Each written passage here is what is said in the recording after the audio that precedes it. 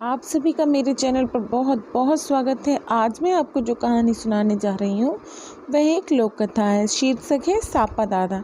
चलिए शुरू करते हैं आज की कहानी शुरू करने से पहले हमेशा की तरह आपसे रिक्वेस्ट है, प्लीज़ मेरे चैनल को लाइक शेयर एंड सब्सक्राइब करें। अच्छा लगे तो कमेंट भी करें। चलिए शुरू करते हैं आज की कहानी सापा दादा। किसी गाँव में शेर सिंह नाम का एक साहूकार रहता था। उसे सिर पर साफा या पगड़ी बांधने का शौक था और वह हमेशा साफा बांध कर ही रहता। गांव के लोग उसे सापा दादा कहकर पुकारते थे। उसका असली नाम बहुत कम लोग जानते थे। सापा दादा सेठ साहूकार था, लेकिन था उजड़ा हुआ। उसके मुकाबले का चतुर, चालाक और समझदार आदमी इस इलाके में कोई न था। जिस समस्या को कोई नहीं सुलझा सकता उसे सापा दादा पलक झपकते ही हल कर दिया करते। इसी गुण के कारण सारे गांव और आसपास के गांव के लोग उनकी धाक और छाप थी। लोग बाग उनका लोहा मानते थे। सापा दादा को सब प्रकार के सुख प्राप्त थे, किंतु स्त्री सुख शायद उनके भाग्य में नहीं था। 45 साल की अवस्था तक पहुँचते पहुँचते उसे अपने आँखों की 3 पत्नियों की मौतें देखनी पड़ी। तीनों पत्नियों से किसी कोई संतान नहीं हुई। सापा दादा के लिए यह एक और दुख था। दुर्भाग्य से वह पुत्र दर्शन से भी वंचित रह गया। इतना सब होने के बावजूद वह गजब का जिंदा दिल इंसान था। जमीन जायदाद और धन दौलत उसके पास काफ़ी थे।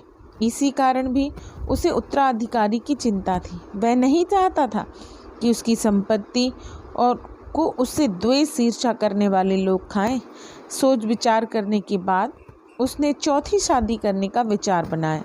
अगले ही दिन वह एक गरीब व्यक्ति के यहाँ से 4,000 रुपये देकर एक 16 वर्षीय लड़की ले आया। चारों ओर खबर फैलते देर न लगी कि सापा दादा ने रुपयों के बदले विवाह कर लिया। उसके निकटतम संबंधी अब उससे और भी डाह करने लगे, लेकिन उसे किसी से क्या परवाह थी। ना किसी का दिया वह खाता था और ना किसी के अधीन था जिससे उसे किसी की ज़रूरत पड़ती। सापा दादा के दिन हंसी खुशी निकलने लगे। वह इस पत्नी को पहले की पत्नियों की अपेक्षा ज़्यादा प्यार करता। उसके लिए नित्य नए नए वस्त्र आभूषण बनवाता रहता। वह गरीब घर की थी। उसे इतना धन माल स्वप्न में भी नहीं देखा था। धीरे धीरे उसे घमंड होने लगा। उसने जल्दी ही सापा दादा पर ही शासन करना शुरू कर दिया। सापा दादा तो सापा दादा था, भला उसे कौन चरा सकता था। लेकिन वह चुपचाप सहता सुनता रहा। बुढ़ापे का जो विवाह था देव की मार थी। उस गांव में एक प्रधान भी था। उसका एक लड़का था। शरीर उसका पहलवान जैसा और रंग एकदम गोरा चिट्टा। एक दिन पानी के प्राकृतिक नल से उसका सामना सापा दादा की नवोढ़ा पत्नी से हो गया। दोनों ने एक दूसरे को देखा। प्रथम साक्षात्कार में ही आंखें चार हो गईं। उन दोनों का परस्पर अब तो दोनों किसी न किसी बहाने रोज एक दूसरे से मिलते। धीरे धीरे उन दोनों का परस्पर गहरा प्रेम हो गया। अंत में स्थिति यहाँ तक पहुँची कि बिना उन्हें देखे एक दूसरे को चैन नहीं पड़ता। आधा से अधिक गांव उनके प्रेम संबंध की बात जान गया, किंतु सापा दादा को इस बात की जरा भी खबर न मिली। लोग उसके दुश्मन थे। वे तो चाहते थे कि किसी तरह से उनका घर उजड़ जाए। प्रधान के लड़के से ना रहा गया। एक दिन उसने सापा दादा की पत्नी की पट्टी पढ़ाई कि तू किसी तरह सापा दादा को कुछ दिन के लिए बाहर भेज दे, फिर हम दोनों बेफिक्र होकर गुलछर्रे उड़ाएंगे। शाम को खाना परोसते हुए सापा दादा की पत्नी सुबक कर रोने लगी। सापा दादा ने रोने का कारण पूछा तो वह कुछ नहीं बोली, बस रोती रही। सापा दादा बड़े संकट में पड़ गए। उसने खाना खाना बंद कर दिया। रोने का कारण पूछा, लेकिन उसने मुंह नहीं खोला। सापा दादा ने जब उसे बहुत मनाया तो वह फूट पड़ी। लगता है कि मैं गर्भवती हूँ, एक तुम हो कि अपने ही रंग में मस्त हो। कोई मरे या जिए तुम्हें कोई मतलब नहीं। रात में काफ़ी दिनों से बड़े भयानक सपने देखती आ रही हूँ। अब तुमसे क्या छुपाऊँ। मेरी चोटी पकड़कर पिशाचनी मुझे घसीटती है।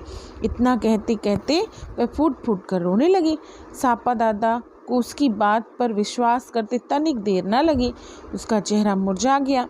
बड़ी मायूसी से उसने जब इसका उपचार इलाज पूछा तो पत्नी बोली, मैंने गांव में बड़ी बूढ़ी औरतों से पूछा। उनका कहना है कि किसी अच्छे जानकार ओझा से इस कार्य को करवाना चाहिए। फिर यह काम जितना जल्दी हो उतना ही अच्छा, अन्यथा विलम्ब करने से भारी नुकसान उठाना पड़ सकता है। हमारे गांव के पास ही एक गांव है।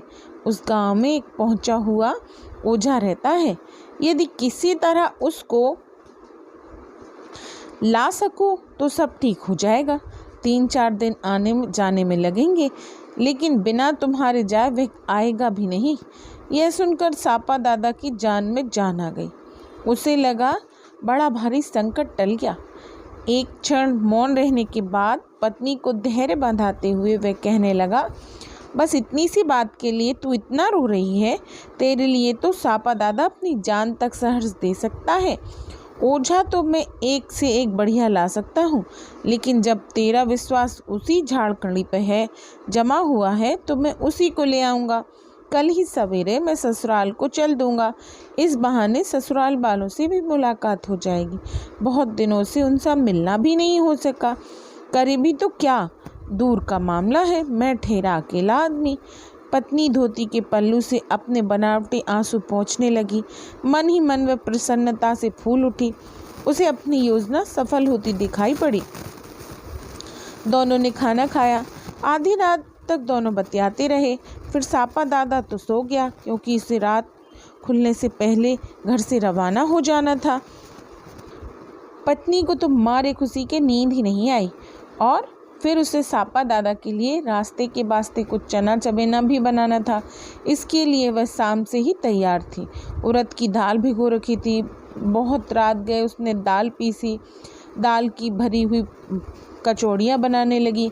करीब 2 दर्जन कचौड़ियाँ उसने बना डाली तथा बड़े प्यार से उसने सापा दादा को जगाया। सापा दादा उठ बैठा। 45-46 साल की अवस्था में सापा दादा को आज महसूस हुआ कि बच्चे का बाप बनना कितना कष्टदायक होता है। सापा दादा ने जल्दी जल्दी चाय का गिलास गले में डाला और फिर नित्य कर्म से निवृत्त हो चलने को तैयार हो गया। सापा दादा जब कभी घर से बाहर जाता तो अपनी आदत के अनुसार जाने से पहले, आओ मेरी लाठी और छतरी। पत्नी शीघ्रता से लाठी छतरी लाकर दे देती। फिर वह मुड़कर पीछे नहीं देखता।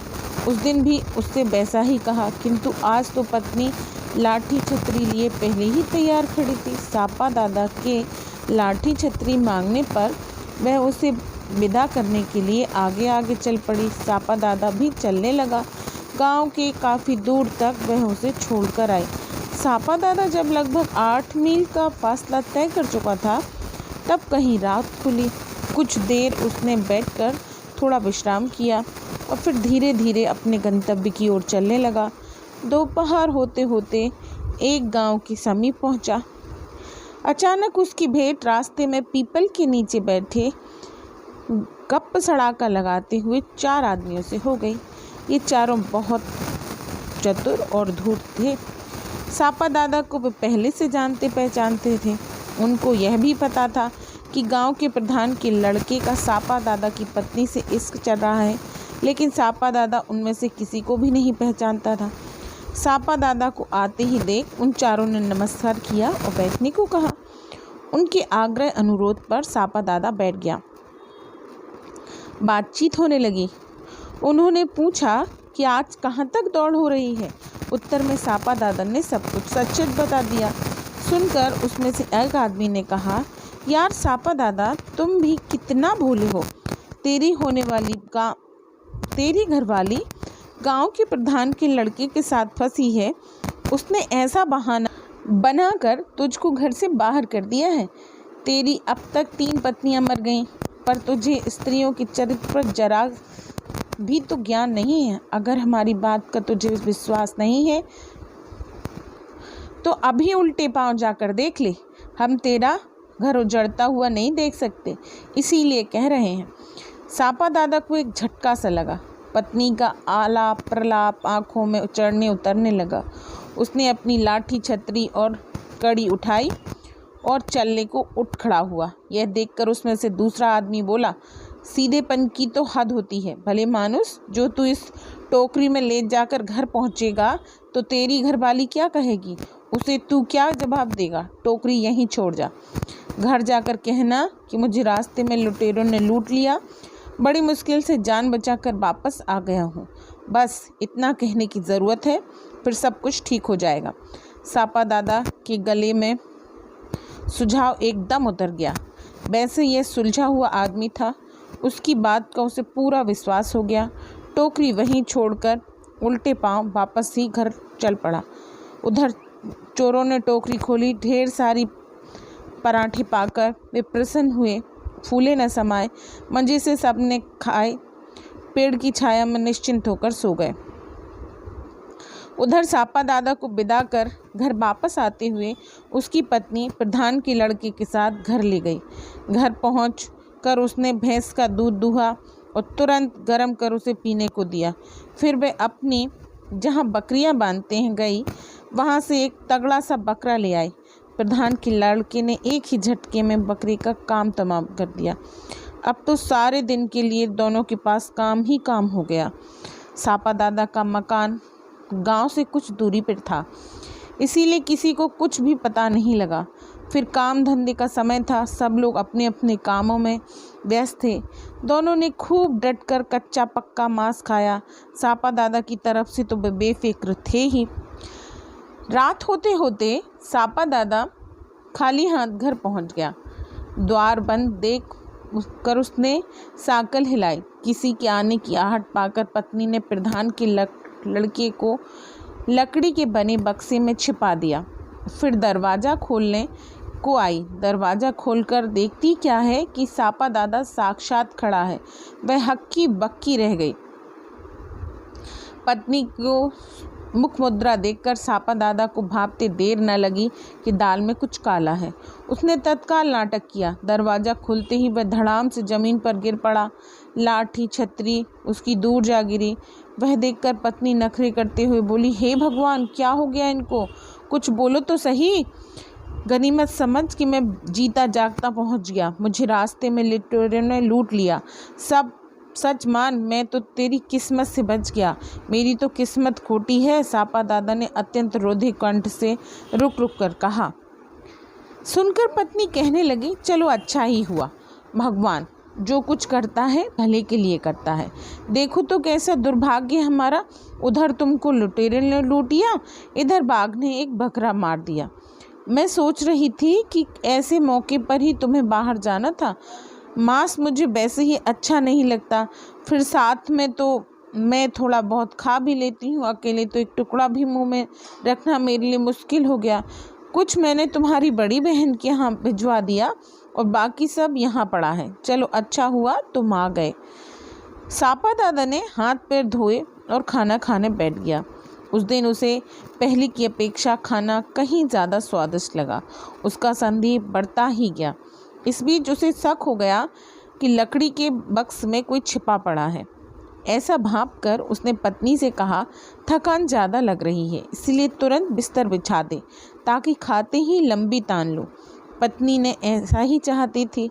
उसने तुरंत जानने के लिए उठ गई। जाते समय वह कहती गई, इधर शिकार रखा है, जरा बिल्ली को देखते रहना। ये थी हमारी कहानी सापा दादा का भाग 1। मिलते हैं कहानी का भाग 2 में। तब तक के लिए आप सभी के धन्यवाद।